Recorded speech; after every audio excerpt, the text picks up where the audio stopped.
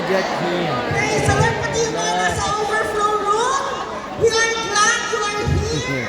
Sa mga kasama po natin sa ating mga Zoom, andyan ang mga kasama natin from Canada, from Italy, from, I think nandiyan din ang mga taga Norway, UK, Agusan del Sur, sige po, nakikita Hong Kong, Macau, China, andyan din ang Belgium, Pangasinan, kasama din po natin, Alberta, Canada, Samar. Ayan, nandyan po sila. Magkakasama po tayo ngayong hapong ito. Palakpakan po natin ang ating Panginoon. Praise the Lord, praise the Lord. Of course, on behalf of our President, Spiritual Director, Bishop Brother Eddie Villanueva, I would like to welcome each and everyone to the Jesus is Lord Church Worldwide Vision Casting 2026. Sige po, palakpakan natin ang Lord! Amen. Hallelujah! Hallelujah! At kagaya po ng sinabi kanina ng ating mga naggagandahan at nagwagwapong MC, ang ating pong theme for this year's Vision Casting, Holy Spirit Breakthrough, United to Fulfill God's Mandate. Pwede po bang lakasan natin mula sa Holy Spirit Breakthrough, United to Fulfill God's Mandate? 1, 2, 3, go! Holy Spirit Breakthrough, United to Fulfill God's Mandate. Praise the Lord.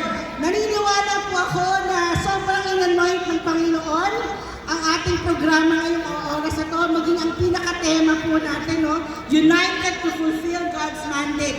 Pag sinabi po natin united, lagi natin naisip unity. Pakasabi nga po unity. And alam niyo po, ang unity, hindi lang siya basta concept, kundi it is essential. Pakasabi nga po essential. It is an essential virtue, even sa Bible, no? Parang grabe yung echo ng boses ko. Parang hindi sila united. Anyway, everything we believe in, everything that we want to accomplish, the mandate of the Lord, essential po ang unity. Pakisabi nga po unity. For example na lang po, we believe that there is a triune God. No? There's one God, but 3 persons. Naniniwala tayo dito. And the Holy Trinity is a perfect example of perfect unity. Pakisabi nga po, perfect unity. Perfect unity, the doctrine of the eternal Godhead. Pagka hindi po tayo naniniwala sa unity, failure ang katotohanan ng pinaniniwalaan natin meron isang Diyos at 3 persona. And so, importante na talagang naiintindihan natin what it means to be united.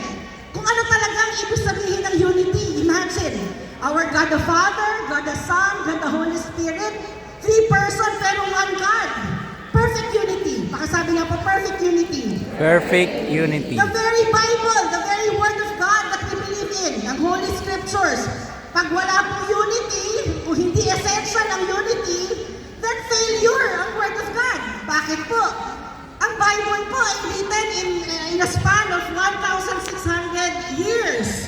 Written with more than 40 people na galing sa iba't ibang backgrounds, galing sa iba't ibang historical backgrounds and family. And yet, in 66 books of the Bible, wala ni isang nagkukontradict sa isa't isa. Perfect unity. Pakisabi nga po, perfect unity. And even the very salvation, the gift of salvation ng Panginoon, minsan nakala natin, ang salvation na nakuha natin parang concept lang. Naiisip lang natin. Basta naniwala ka lang, tapos na. Hindi po.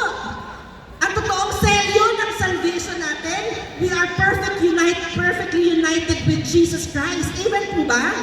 Walang salvation kung hindi tayo perfectly united. In fact, even our sins are united in Christ when we crucify it at the cross. Tama po ba? Tama po ba? Kaya ang gift of salvation, when we share the Word of God, when we proclaim the good news, kailangan united tayo with Jesus Christ. Are you still with me? Ganun po ka-importante yung unity. Kaya po ang unity, hindi lang siya basta slogan, hindi lang siya ideal or moral ideal, but it is the reflection of who God is and how He accomplished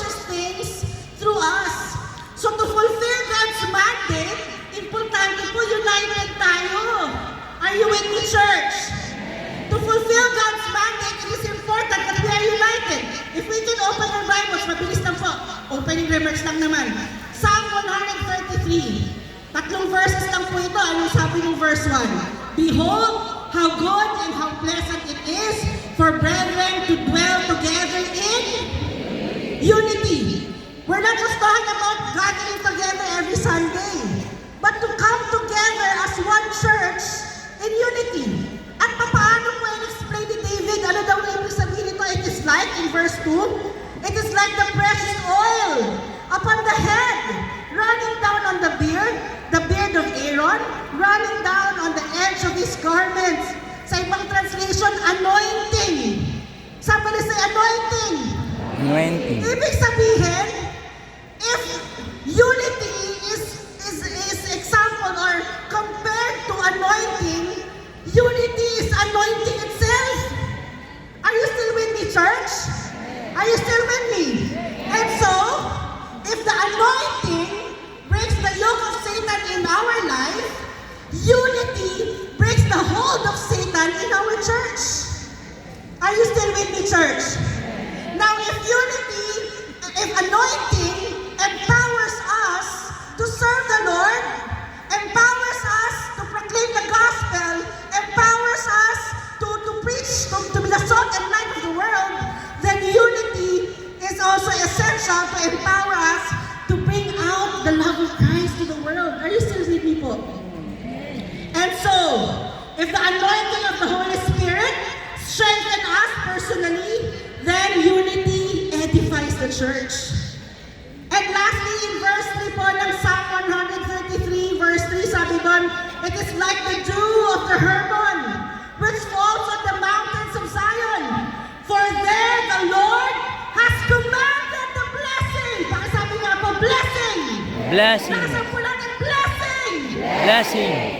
Commanded the blessing, life forevermore. Sa ibang translation, even life everlasting. Ano pong ibig sabihin? When there is unity, there is blessing. Not just blessing, a blessing that is commanded by God. A blessing that is commanded by God. So pag nakikita po ng Panginoon ang kanyang mga anak, nagkakaisa. One heart, one spirit, one soul.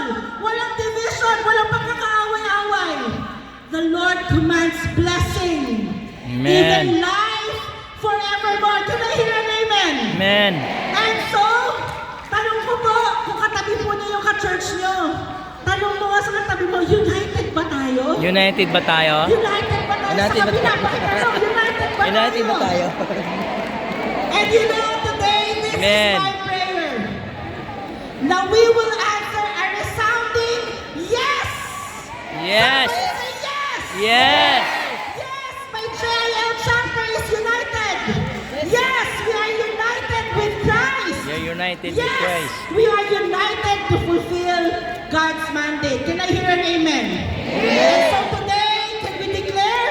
Pakisigaw nga po, JL Church is anointed. Yeah, church is anointed. JL Church is blessed.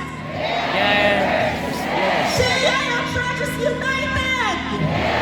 And so, as we begin and as we officially welcome the Jesus is Lord Church Vision Casting 2026, we declare, Holy Spirit,